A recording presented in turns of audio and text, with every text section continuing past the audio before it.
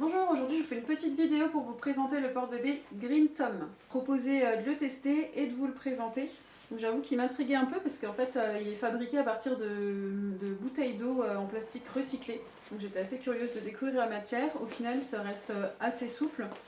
C'est pas super doux mais ça reste agréable. C'est un porte-bébé qui est censé être conçu pour porter des bébés dès la naissance jusqu'à 3 ans. Après on verra qu'avec mes tests faudra peut-être ajuster un petit peu cette période d'utilisation. Il va pouvoir se porter en position ventrale avec soit les bretelles croisées dans le dos, soit les bretelles en H. Il peut également se porter sur la hanche ou dans le dos. Donc il n'y a pas de réglage au niveau du tablier. En fait, tous les réglages vont se faire à partir de ces deux petites sangles au niveau de la ceinture qui va permettre d'avoir 3 tailles différentes en fait au niveau du porte-bébé. Et ça permettra de régler la largeur et puis la hauteur du porte-bébé. Au niveau des bretelles, donc on a des petits clips juste ici. Hop.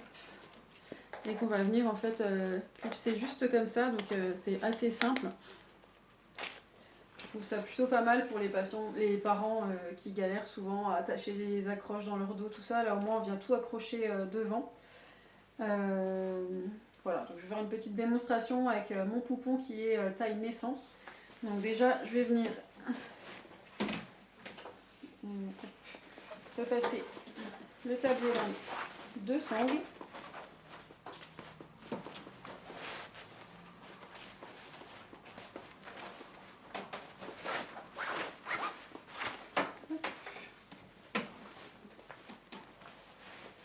Et du coup, en fait, il ne me reste plus que ça comme tablier pour mettre mon bébé. Donc on voit que ça réduit la hauteur et ça réduit également au niveau de la largeur de l'entrejambe. Si j'avais un bébé plus grand, je serais repassée ici dans la deuxième sangle. Et pour les bébés encore plus grands, on n'a pas du tout besoin de passer au niveau de la sangle. Donc je vais venir mettre la ceinture bien sous ma poitrine.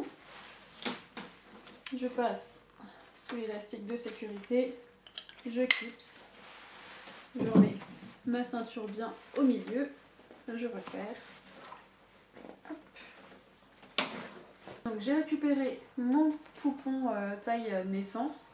Je vais venir l'installer dans le porte-bébé. Donc je mets bien ses fesses devant la ceinture.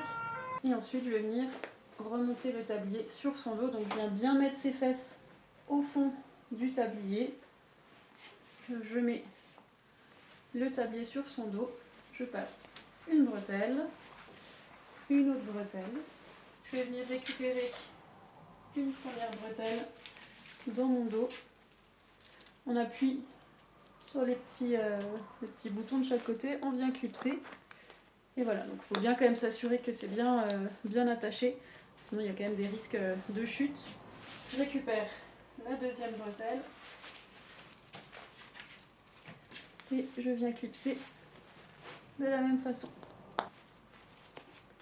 Hop. Je vais remettre les mains de mon bébé à côté de son visage. Et pour resserrer, donc là il faut tirer vers l'arrière, donc en général c'est pas super simple, mais la petite astuce c'est de prendre la sangle dans la main, de passer son coude à l'intérieur et de tirer vers l'arrière. On serre beaucoup plus facilement comme ça. Donc la même chose de l'autre côté. Hop, et on peut s'aider en soulevant légèrement les fesses de son bébé. Donc au niveau de la hauteur, on est plutôt pas mal. Mon bébé il a bien le visage dégagé. Par contre, au niveau de l'entrejambe, ça baille un petit peu. Et mon bébé a déjà un écart de hanche assez important. Mais je pense qu'avec vraiment un nouveau-né, ça risque de lui forcer quand même un tout petit peu sur l'écart. Surtout que quand on essaye de rapprocher du coup, de réduire la largeur, ça vient faire bailler le tissu ici. Et on voit que du coup, il n'a pas non plus une très bonne bascule. Il a les fesses qui vont être à la même hauteur que ses genoux. Et même si j'essaye vraiment de l'emmener ses fesses loin dans le tablier,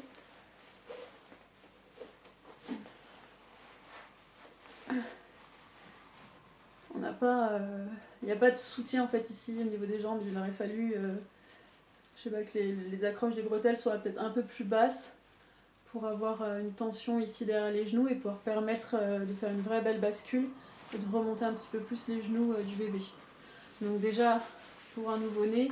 Surtout qu'en plus ici du coup, avec les bretelles, on voit quand on serre, hop, ça fait une ligne de tension derrière le dos du bébé. Donc ça, pareil, pour un nouveau-né, c'est pas l'idéal. Donc pas avant au moins 4-6 mois déjà sur porte-bébé, le temps que le bébé écarte un peu plus les jambes et se tienne un petit peu plus droit. Je vous montre aussi, juste après, je l'ai testé avec mon fils de 3 ans. Donc là, je teste le porte-bébé Green Tom avec mon fils qui va avoir 4 ans. On voit clairement que la largeur est beaucoup trop petite. Il n'y a plus aucun soutien de ses cuisses. Ses genoux tombent vraiment. Le niveau hauteur, ça va encore, mais pas du tout au niveau de la largeur, quoi. Donc je pense qu'il s'utilisera plutôt jusqu'à la taille d'habit 18 mois. Donc là, je l'ai utilisé avec les bretelles croisées dans le dos, mais on a aussi un petit clip pour pouvoir mettre les bretelles en H. Je vais vous montrer comment faire si vous voulez. Donc là, je vais déjà venir clipser la petite sangle. Hop, ça coulisse sur les bretelles pour l'avoir un petit peu plus haute ou plus basse dans le dos.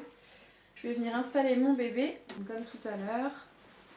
Sauf que là, du coup, je passe la sangle par-dessus ma tête. Je mets bien les bretelles sur mes épaules. Et au lieu de croiser, je vais venir récupérer directement la bretelle sous mon bras. Hop, je resserre.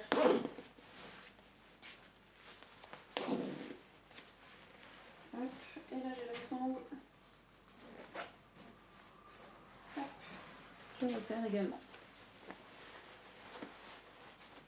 Donc ouais, même limite en hauteur, c'est limite aussi un petit peu grand. Hop, je me fais mal avec ta main. Voilà. Et on peut également aussi porter dans le dos. Après, si vous voulez, il y a des vidéos aussi d'installation sur le site de Green Tom. Donc voilà, donc je vous ferai un petit résumé en dessous de la vidéo des points forts et des points faibles de ce porte-bébé. Et je vous donnerai mon avis global dessus. Voilà, si vous avez des questions, n'hésitez pas à me les poser en commentaire.